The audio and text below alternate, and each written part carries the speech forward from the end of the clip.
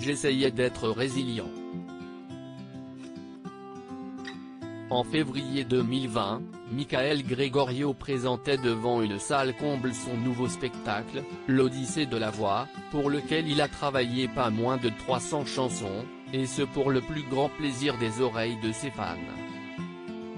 Toutefois, le soir de cette première, les choses ne se sont pas déroulées comme prévu pour l'artiste, qui a fait une petite hémorragie.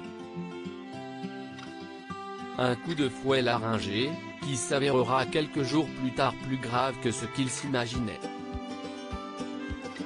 Et pour cause, pour ce pépin de santé, Michael Gregorio a dû être opéré comme il le révèle dans les colonnes du Parisien, en kiosque mardi 19 octobre. On a découvert qu'il y avait d'autres problèmes. Des polypes, des nodules, explique ainsi le chanteur, qui imaginait alors qu'il allait pouvoir laisser sa voix se reposer pendant le confinement. Mais pas question de simplement laisser sa voix se reposer, si est une opération que ses médecins ont rapidement évoquée pour venir à bout du problème. Au départ je n'avais vraiment pas envie, confie Michael Gregorio, précisant que ce qu'il craignait alors le plus n'était pas de perdre sa voix parlée, mais de ne pas savoir dans quelle mesure elle allait retrouver son élasticité. Au début je voulais trouver d'autres solutions plus ou moins cartésiennes.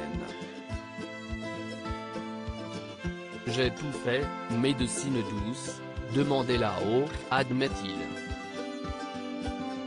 Michael Gregorio ne devait pas parler ni éternuer après son opération, une opération finalement inévitable, à laquelle Michael Gregorio s'est finalement résolu, rassuré par les témoignages d'artistes, comme Hélène Ségara et Nathalie Dessay, qui ont également eu ce genre de problème. Il y a eu quelques complications, les médecins ont un peu galéré, mais je ne regrette pas. Je n'ai pas récupéré ma voix à l'identique, mais j'ai gagné autre chose, admet-il. Après cette opération, le chanteur confie avoir eu une longue convalescence, où pendant 10 jours notamment, il lui était déconseillé de parler, mais aussi, d'éternuer et de tousser. Au bout d'une semaine, quand les médecins m'ont dit « Allez-y, parlez », j'avais l'impression de marcher sur des œufs, a-t-il confié, lui qui a encore un peu de mal à chanter quelques artistes de son répertoire.